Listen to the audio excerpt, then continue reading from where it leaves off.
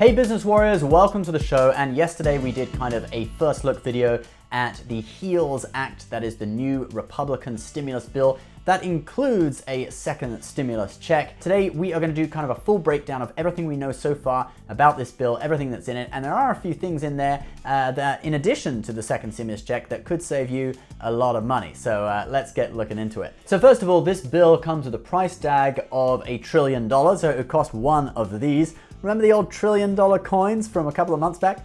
Anyway, that $1 trillion will probably start to rise once they start negotiating with the Democrats, because the Republicans did not include any funding for state and local governments, something which the Democrats had previously included $1 trillion for in their HEROES Act, and the Republicans know the Democrats want that, so they'll probably get some of that negotiated back in. But anyway, let's start looking at the actual bill.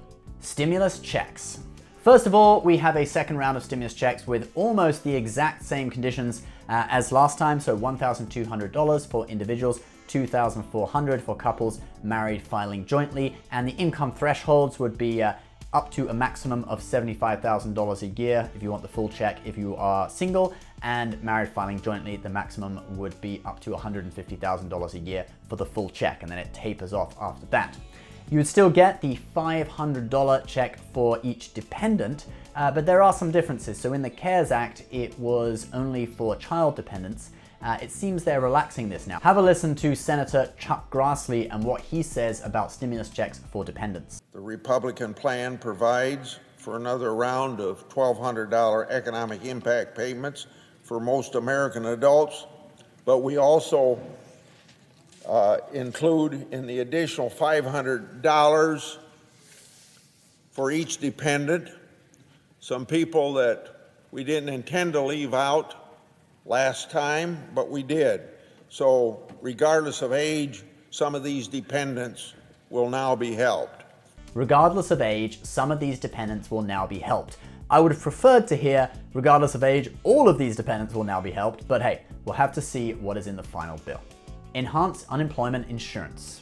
So the Republicans do want to extend the federal pandemic unemployment compensation, aka enhanced unemployment insurance. That's that extra $600 a week people are getting in addition to their state unemployment checks. But they want to extend it at just $200 a week for 2 months, and then after that move over to providing 70% of a person's previous income when combined with the state unemployment benefits, up to a maximum of $500 per week. So they are actually decreasing it by quite a lot, but it's to combat a certain problem. And listen to what Senator Chuck Grassley says about why.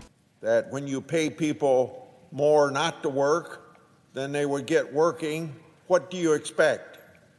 People will not work. And what this country needs is more workers.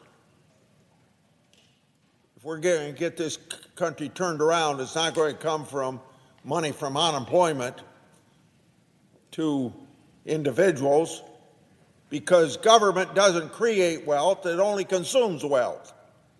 And if you want to create a bigger economic pie for everybody, more workers are going to be a bigger economic pie. So yeah, it is what it is. I know people watching this are going to have varying opinions on that. But yeah, that's basically the reason why, is to stop people earning more on unemployment than when they were working. All right, let's move on to the next section. Expanded Paycheck Protection Program. So the bill would allocate another $190 billion for another round of Paycheck Protection Program, or PPP, loans to small businesses. And it would also allow businesses who'd already had a PPP loan in the first round to actually get another Paycheck Protection Program loan to cover up to 2.5 months worth of payroll, up to $2 million per month. But they have to fit certain criteria. They need to be under 300 employees and also have to show that they've experienced a 50% decrease in revenue because of the pandemic. Now, PPP loans are forgivable as long as you use 60% of that money for payroll. That other 40% you're free to use to cover other business expenses or money that you owe or whatever. My company actually got a PPP loan for $27,500 to cover 2.5 months of payroll. But actually, in the end, we didn't use it. Our income, it had decreased a lot, but in the end, it shot back up after about 2 months, and we actually didn't really have to even dip into our savings. We couldn't really say we're in financial hardship, so we just paid it back in full. But for other businesses whose income didn't shoot back up that quickly, I think it could be a really valuable lifeline. And since we're on the topic of business, let's talk about some other benefits in this new HEALS Act that would benefit businesses. Full deduction for business meals. Right now, meals in restaurants paid for by the company under most circumstances, for example, taking a client for a meal or whatever, are only 50% deductible. But the HEALS Act would temporarily bring that deduction amount up to 100% until the end of the year. Now, the idea is to, get businesses to go and spend money in restaurants and thus stimulate the restaurant industry and help out those small businesses. Now, I personally think this is a really good idea. Many companies spend a lot on dining expenses. Our company often holds meetings at restaurants and it really sucks we can't deduct the entire amount. So, if we did have a 100% deduction for meals, I think we would definitely become more generous with, dining expenses, etc., because we know we're getting a deduction. Just a pity it's only temporary. Tax credits for businesses. Now, there are 3 tax credits mentioned in the HEALS Act. 2 of them existed already. They're just being expanded, and there is one new one as well. I'm not going to cover them in great detail because they are pretty specific, but we will cover some things about them. Anyway, the first is the Employee Retention Tax Credit, or ERTC. This is changing from a 50% refundable payroll tax credit to 65%, and the amount you can claim is going up from $10,000 to $30,000 a year. I'll put more info on screen so you can pause to get the full story. Then we have the Work Opportunity Tax Credit, which is being expanded to include groups of people who have claimed unemployment in 2020 because of the pandemic. The amount of the credit companies can get is expanding from $2,400 to $5,000. Again, exact details are on screen now. You can pause the video if you want to see.